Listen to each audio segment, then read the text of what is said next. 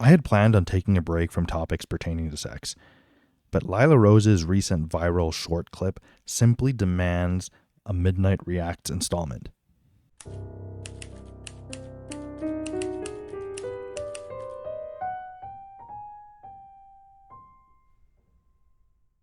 Can we all talk about Father Mike Schmitz? I showed him to a girlfriend who's not Catholic, and she's like, when's Mass? What about the man needing sex? That's just a cultural narrative that basically says men are like animals and they have to be able to do this sexual thing. Otherwise, they're going to go crazy. And the reality is there's whole vocations that are celibate. And these are virile men, men's men. Some of the most masculine of men I know are priests. We need food. We need air to breathe. We don't need sex. It's a gift of coming together, and it's designed to bring life into the world. I think the sexiest thing about a guy is like their self-control. And my husband has amazing self-control. So after baby number 4, when we started practicing NFP, it was like we couldn't do it sometimes when we wanted to. And that kind of made things a little steamier, like not gonna lie. It's hard on him too, don't get me wrong. People will say, well, oh, do you just do other things for your husband?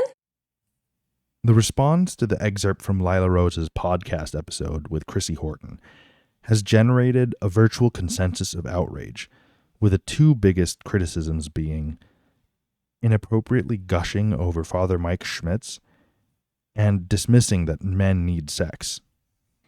As usual, I'll start with points of agreement. 1. Priests are still human, and while the giddy admiration expressed in this video felt a bit unbecoming, there's nothing inherently wrong with acknowledging that a priest is handsome or even sexually attractive. It's probably not something you'd want to broadcast in such a public way, but refusing to see a priest as easy on the eyes can be rather dehumanizing.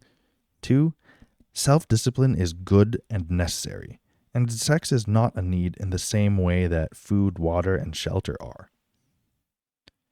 But that's where the agreement ends. I must reject Lila's framing of the question that sex is a need for men. It is important for both genders.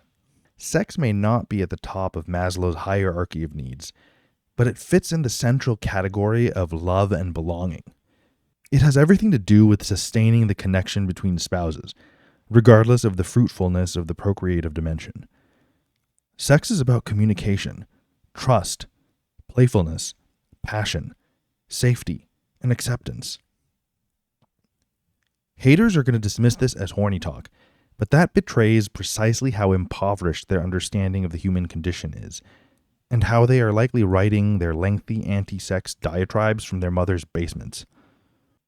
After all, it's hard to find a partner when you're an involuntary celibate and a militant Thomist worshipping at the altar of teleology. By the way, as an aside, Steve Skojec has an excellent article on the question at hand, so I recommend checking out his Substack. Also, the Uncharted Catholic Man's latest podcast episode features Craig and Jonah in a spirited discussion of the very same matter. Is sex a need? Well, historically, the church seems to think so, though it views it through a rather warped understanding of desire, dismissing it as concupiscence. According to tradition, and key figures such as Augustine, Aquinas, and Ligori, among others, marriage is meant for procreation and to remedy the aforementioned concupiscence, which in other words is desire for sex deemed excessive. St. Paul in his epistles did say that it is better to marry than to burn.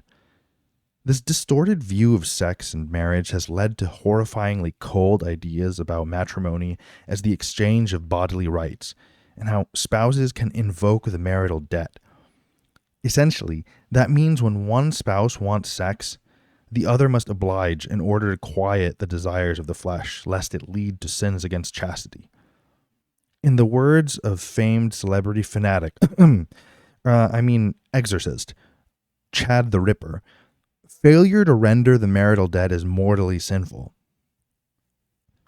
Ripperger has even said that love, though a good thing, is not required for marital relations.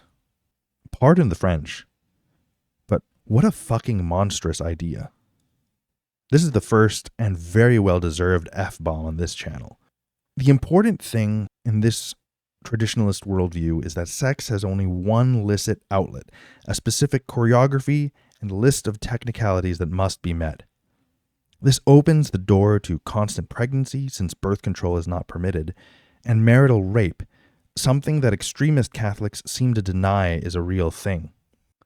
This traditionalist perspective absolutely considers sex a need, or else it would not uphold the idea of a marital debt.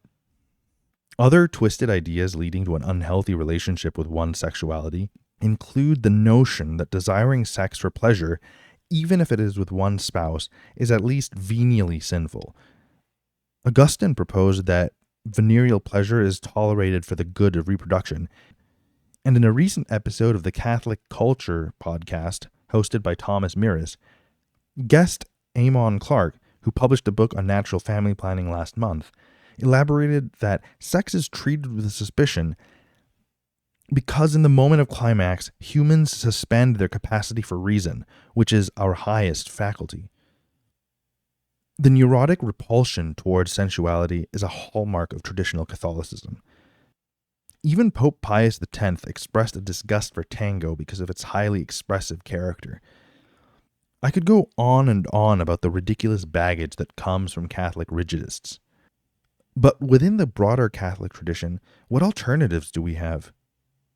Enter Theology of the Body, a collection of sermons, teachings, and reflections by St. Pope John Paul II.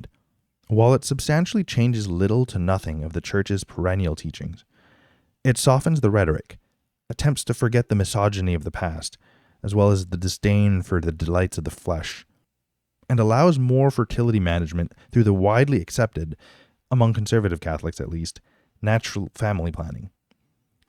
On top of that, TOB shifts the tone of the conversations on sex into something more celebratory and also spiritual. Perhaps a little too spiritual, where every instance of the marital embrace is thought to be a symbol for God entering the human condition, a representation of the Trinity, or a metaphor for Christ's sacrifice in the Eucharist. Is sex a need?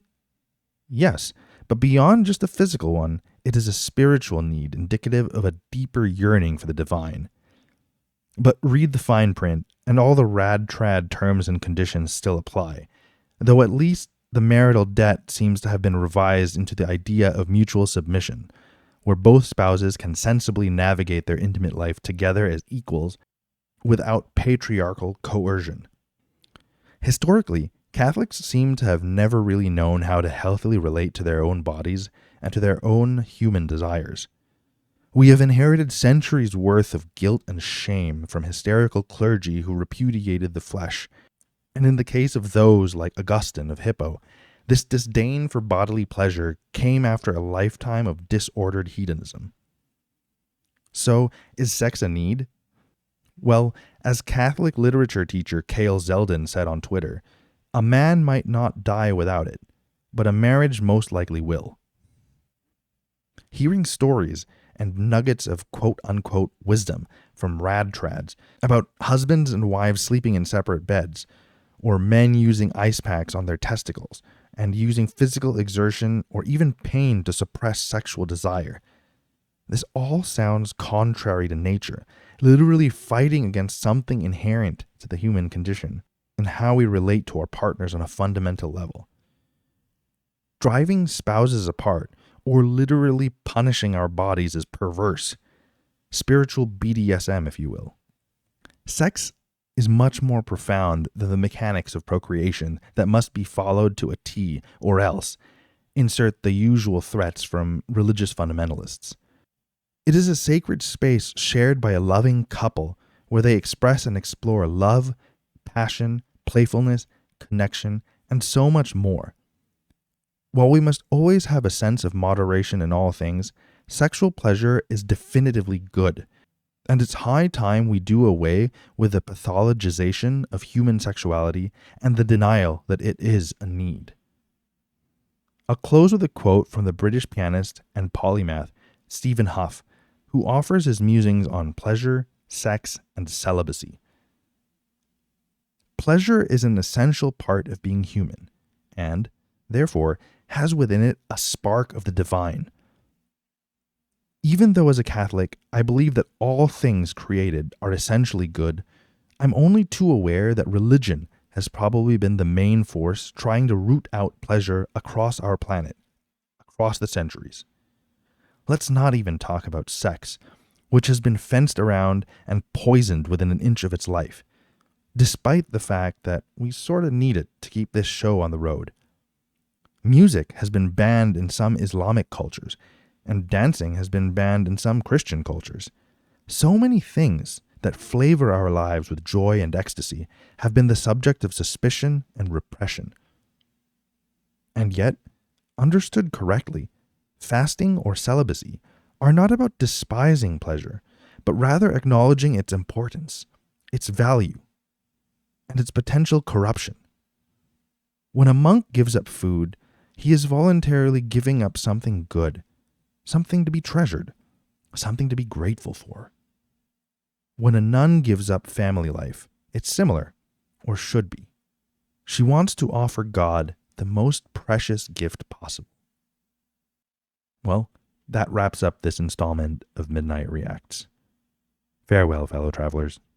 I'll catch you in the next one.